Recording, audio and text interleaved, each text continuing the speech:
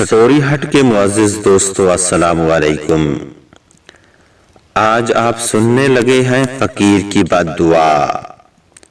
सेठ अकरम बहुत बड़े ताजिर थे। अल्लाह ताला ने उन्हें बहुत सारी दौलत और जिंदगी की हर नेमत से नवाजा था। वो अपनी बेगम और बेटे बबलू के साथ एक बहुत बड़ी कोठी में रहते थे। बस एक ही बुराई थी कि इतनी दौलत ने उनको बहुत मगरूर कर दिया था। वो गरीबों की मदद करना तो दरकिनार, उनसे बात करना तक भी गवारा नहीं करते थे। एक दिन सुबह सवेरे सेठ अकरम अपने पालतू जानवरों को खाना खिला रहे थे कि दरवाजे पर दस्तक हुई। चौकीदार छुट्टी पर था, इसलिए मजबूरन उनको खुद दरवाजा खोलना पड़ा।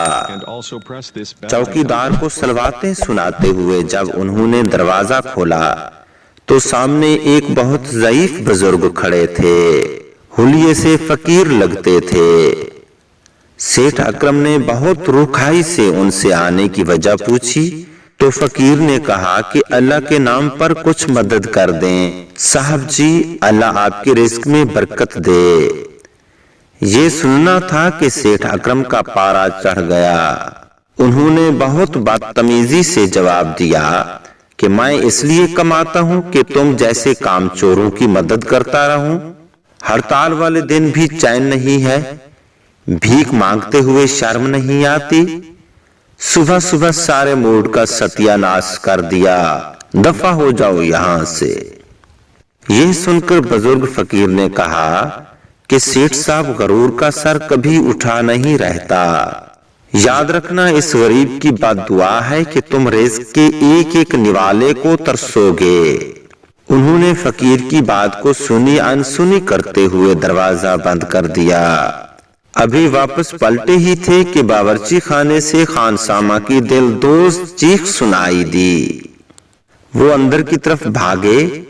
बावर्ची खाने में दाखिल हुए तो क्या देखते हैं कि खानसामा जमीन पर गिरा हुआ है और उसके ऊपर चाय की पतीली और फ्राई पैन ऊंधे पड़े हैं।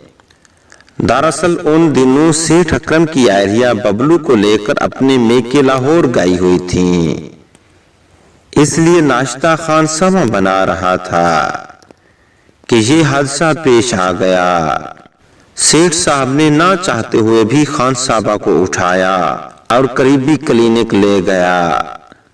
उसके दोनों हाथ बुरी तरह जल गए थे। मजबूरन उसको भी छुट्टी देनी पड़ी। सेठ अकरम को खुद तो कुछ बनाना आता नहीं था, इसलिए सोचा कि ऑफिस जाकर कुछ खा लूंगा।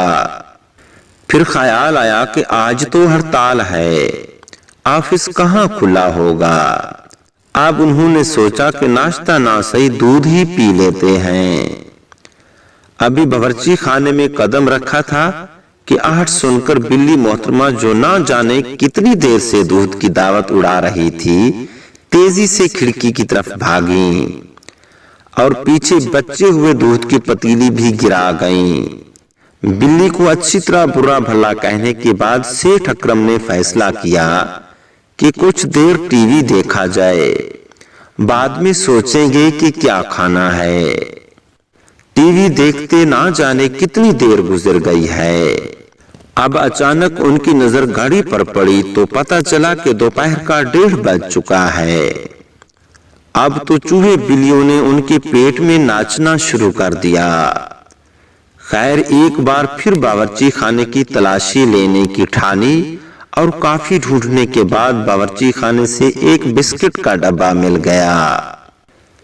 अभी उन्होंने पहला बिस्किट निकाला ही था कि उनको बिस्किट पर कोई चीज हरकत करती हुई महसूस हुई।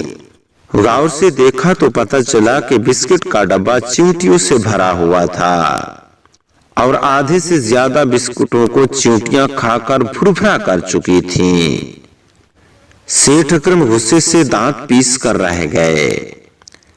उन्हें समझ नहीं आ रहा था कि क्या करें। भूख ने ज्यादा सताना शुरू किया तो सेठ अकरम ने दिल पर पत्थर रखकर फैसला किया कि घर के करीब वाक़े छोटे से होटल से खाना ले आना चाहिए। उनकी खुशकिस्मती थी कि हड़ताल वाले दिन भी होटल खुला हुआ था। مگر ان کی بدقسمتی کہ ابھی انہوں نے ایک نوالا ہی لیا تھا کہ نہاری کی پلیٹ میں انہیں کوئی چیز تیرتی ہوئی محسوس ہوئی۔ الٹ پلٹ کر دیکھا تو پتہ چلا کہ ایک موٹا تازہ کاکروچ کھانے کی پلیٹ میں ان کا منہ چڑھا رہا تھا۔ یہ دیکھنا تھا کہ وہ اپنی کائے نہ روک سکے۔ انہیں سمجھ میں نہیں آ رہا تھا کہ یہ سب کیا ہو رہا ہے۔ اتنا بڑا تاجر جس کے گھر میں دولت کی ریل پیل تھی، روٹی کے ایک نوالے کو ترس رہا تھا۔ اچانک ان کے ذہن میں فقیر کی بد دعا کے الفاظ گونجنے لگے۔ اب انہیں احساس ہوا کہ صبح ان کے گھر پر سوالی بن کر آنے والا کوئی فقیر عام نہیں تھا، بلکہ اللہ کے نیک بزرگوں میں سے ایک بزرگ تھا، اور یہ ان کی بے عزتی کرنے کی سزا تھی جو سیٹھ اکرم بھگت رہے تھے۔ یہ خیال آتے ہی انہوں نے گاڑی نکالی اور ضعیف فقیر کو ڈھونڈنے نکل کھڑے ہوئے۔ شام سے رات ہو گئی مگر بزرگ کا کہیں پتہ نہیں چل پا رہا تھا۔ اچانک ان کو فٹ پاتھ کے قریب ایک خستہ حال جھونپڑی نظر آئی جس میں ہلکی ہلکی روشنی تھی۔ وہ گاڑی سے اترے اور جھونپڑے میں داخل ہو گئے۔ ان کی حیرت کی انتہا نہ رہی کیونکہ جھونپڑی میں وہی بزرگ محو عبادت تھے۔ سیٹھ اکرم نے روتے ہوئے بزرگ سے معافی مانگی اور وعدہ کیا کہ آئندہ وہ کبھی غرور نہیں کریں گے، کیونکہ دولت کی کوئی حقیقت نہیں، اصل حقیقت تو انسان کے اعمال، کردار اور اخلاق کی ہے۔ بزرگ نے شفقت سے ان کے سر پر ہاتھ پھیرا اور پاس رکھی ہوئی کپڑے کی چھوٹی سی گٹھڑی سیٹھ اکرم کو دی۔ سیٹھ اکرم نے گٹھڑی کھولی تو اس میں سوکھی روٹی اور اچار کا ٹکڑا رکھا ہوا تھا۔ اس کے ساتھ بزرگ نے مٹی کے پیالے میں پانی ڈالا اور ان کے پاس رکھ دیا۔ سیٹھ اکرم نے بزرگ کا شکریہ ادا کیا اور خوب سیر ہو کر کھانا کھایا۔ آج ان کو یہ کھانا 5 سٹار ہوٹل کے کھانے سے بھی زیادہ لذیذ لگ رہا تھا۔ سیٹھ اکرم نے اللہ تعالیٰ کا لاکھ لاکھ شکر ادا کیا کہ اس نے انہیں سیدھا راستہ دکھا دیا۔